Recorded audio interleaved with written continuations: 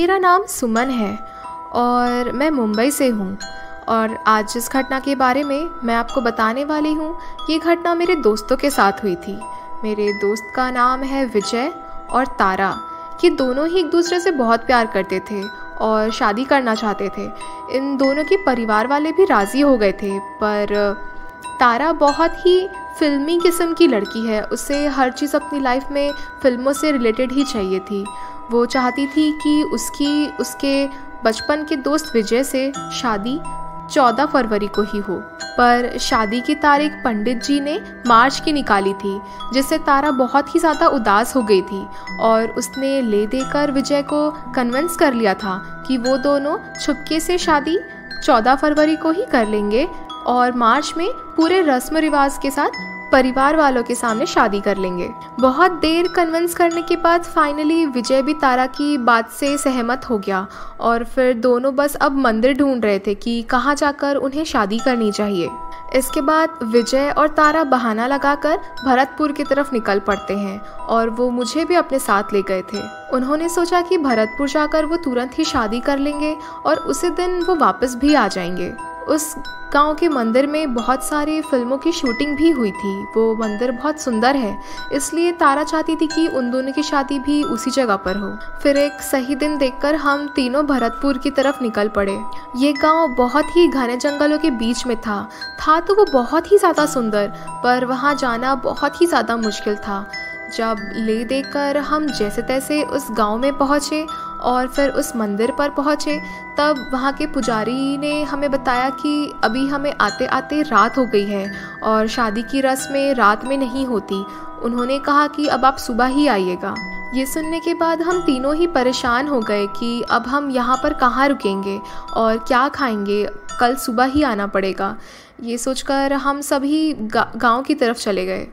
शुरुआत में हम सभी बहुत ही ज़्यादा परेशान थे, पर जैसे ही हम गांव की तरफ गए, वहाँ के लोग बहुत ही ज़्यादा अच्छे थे। उन्होंने हमें बहुत अच्छे से ट्रीट किया और हमें रहने की जगह भी दी और हमें रात का खाना भी दिया।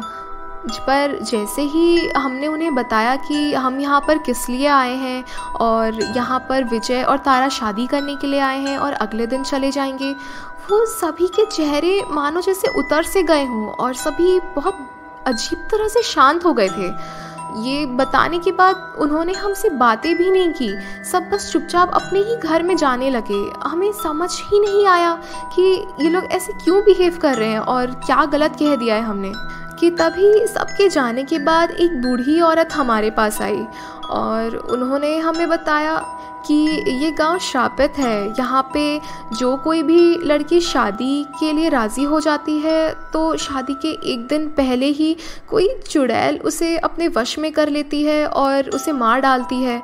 ऐसा कहकर वो औरत वहाँ से चली गई। हम तीनों ने उस औरत की बात सुनी और हम बहुत बुरी तरह से हंसने लगे। हमें लगा कि वो कितनी बकवास करके गई है और सारी मजाक की बातें हैं। हमने उसकी बात पर यकीन नहीं किया। उसके बाद हम तीनों भी घर चले गए और उस घर में 2 रूम थे। तो एक रूम में मैं और तारा रहने वाले थे और एक रूम में विजय। पर उस रात मुझे उतनी कुछ खास नींद नहीं आ रही थी। मुझे नई जगह पर नींद नहीं आती, तो मैं हॉल पर ही बैठी हुई थी कि तभी तारा के रूम से बहुत ज़ोरों से कुछ सामान वगैरह गिरने की आवाज़ें आने लगी। जैसे ही मैंने तारा के रूम की तरफ देखा तो विजय भी अपने रूम से बाहर आ गया था। हम दोनों ने ही वो आवाज़ें सुनी थी और जैसे ही हम तारा के रूम में गए, वहाँ का सारा सामान बिखरा हुआ था, सारे सामान टूटे हुए थे और तारा दूसरी तरफ मुंह करके बैठी हुई थी। जैसे ही विजय तारा की तरफ बढ़ा और उसके कंधे पर हाथ रखा और जब तारा ने पलटकर हमारी तरफ देखा तो हमारे होश ही उड़ गए थे। उसका चेहरा नहीं था, उसका चेहरा किसी चुड़ैल जैसा हो गया था और वो बहुत भयानक दिख रही थी। डर के मारे विजय ने 2 कदम पीछे ले लिए थे।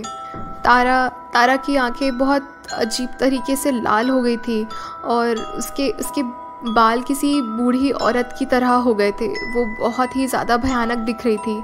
उसकी ये सारी शक्ल देखकर मैं और विजय बहुत ज़्यादा ही डर गए थे। हम दोनों चीखते चिल्लाते हुए घर से बाहर आए और बाहर आकर हम मदद के लिए पुकारने लगे, पर कोई भी गांव वाला हमारी मदद के लिए बाहर नहीं आया। शायद वो हमें सुनकर अनसुना कर रहे थे। हम दोनों बहुत ही ज़्यादा डर गए थे कि तभी वहाँ पर वो बूढ़ी औरत आई और हम भागते हुए उसके पास गए। हमारी शक्ल देखकर वो समझ गई थी कि हमारे साथ क्या हुआ है। हमने उससे मदद मांगी तो उसने कहा कि अब कुछ भी नहीं हो सकता है। वो चुड़ैल जब एक बार किसी लड़की को अपने वश में करती है तो वो उसे मार कर ही छोड़ती है। उस चुड़ैल के समय में उसके साथ भी कुछ खराब सा हुआ था। जब उसकी शादी थी तो कोई उसे छोड़कर चला गया था और वो इसी वजह से तड़प तड़प कर मर गई थी।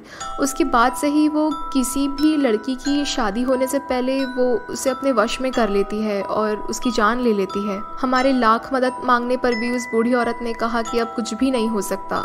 मैं और विजय बहुत डर गए थे, पर हम हिम्मत कर वापस उस घर में गए और जब हमने रूम में जाकर देखा तो तारा बेड पर सो रही थी और जैसे ही विजय ने उसे हाथ लगाकर उठाया तो वो बहुत ही नॉर्मल लग रही थी।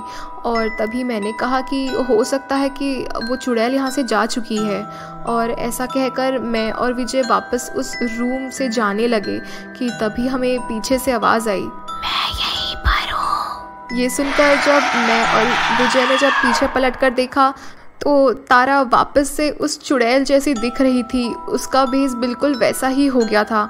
ये देखकर मेरी तो हालत ही ख़राब हो गई थी, पर विजय ने जैसे तैसे हिम्मत करके उस चुड़ैल से पूछा कि वो आखिर तारा से चाहती क्या है, वो हमसे क्या चाहती है। तब उसने कहा कि उसकी शादी नहीं हो पाई थी और ऐसा होने से वो तड़प तड़प कर मर गई थी।